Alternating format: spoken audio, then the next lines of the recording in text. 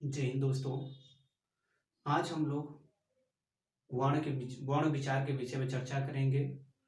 तो वर्ण विचार के अंतर्गत हम हिंदी वर्णमाला, स्वर, व्यंजन आदि को भली भांति देखेंगे और समझेंगे।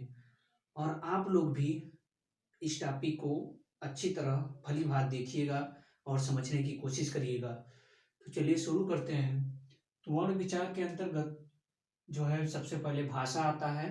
तो भाषा के विषय में हम कुछ चर्चा कर लेंगे। तो भाषा जो है यह भाष धातु प्लस आ प्रत्यय से मिलकर बना है, जिसका अर्थ होता है बोलना या कहना। भाषा जो है वह भाष धातु प्लस आ प्रत्यय से मिलकर बना है, जिसका अर्थ होता है बोलना या कहना। बात करें कि भाषा का सबसे पहले उल्लेख कहाँ मिलता है, भाषा शब्द का सबसे पहले उल्लेख कहाँ किया गया, उसके बारे में देखें। तो भाषा शब्द का उल्लेख सबसे पहले ऋग्वेद में मनुष्य की वाणी के संदर्भ में मिलता है। अर्थात भाषा शब्द का उल्लेख सबसे पहले ऋग्वेद में मनुष्य की वाणी या आवाज के रूप में मिलता है। हम आगे बात करें भाषा की परिभाषा के विषय में कि भाषा की विद्वानों ने किस प्रकार की परिभाषा दी है, उसके विषय में चर्चा करें। तो भाषा की सबसे पहले परिभाषा पाणिनि ने उनका एक ग्रंथ है अष्टाध्यायी, उसमें दिया। इन्होंने लिखा कि भाष्यते अनेन इति भाषा।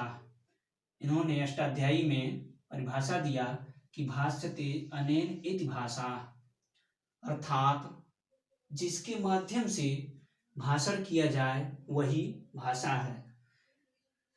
सब परिभाषा की बात करें तो सबसे पहले हमने देखा भाषा की परिभाषा पाणिनि के द्वारा।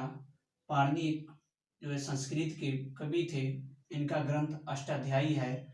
और अष्टाध्यायी में अगर समास की बात करें तो दीर्घ समास होगा। क्यों? क्योंकि अष्टाध्यायी 8 अध्यायों का समूह, 8 अध्याय का समूह है, जिसमें वह कौन है? अष्टाध्यायी। जहां समूह की बात होती है वहां अव्ययीभाव समास होता है। तो पाणिनि ने अपना परिभाषा दिया कि भाष्यते अनेन इति भाषा, अर्थात जिसके माध्यम से भाषण किया जाए वही भाषा है।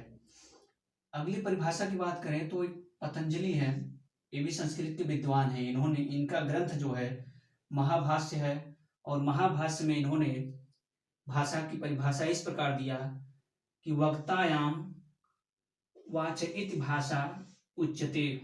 वक्तायाम वाच इति भाषा उच्यते, अर्थात वक्ता की वाणी ही भाषा कहलाती है।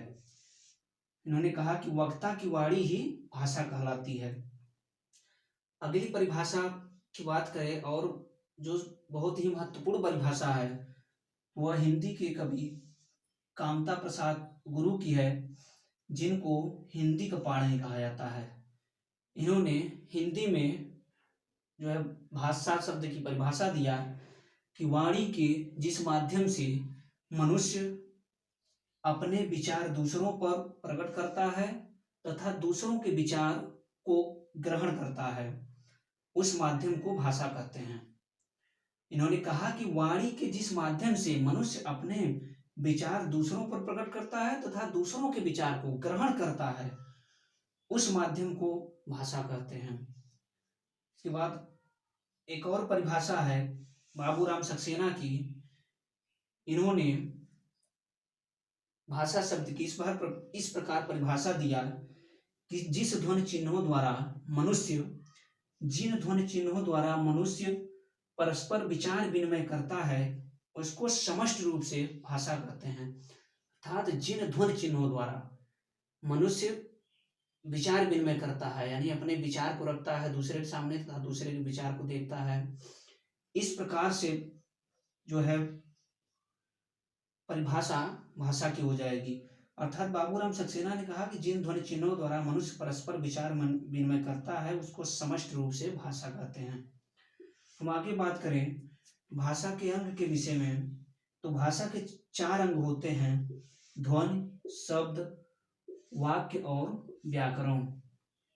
भाषा के 4 अंग हैं: ध्वनि, शब्द, वाक्य और व्याकरण। और इसके आगे हम लोग कल चर्चा करेंगे।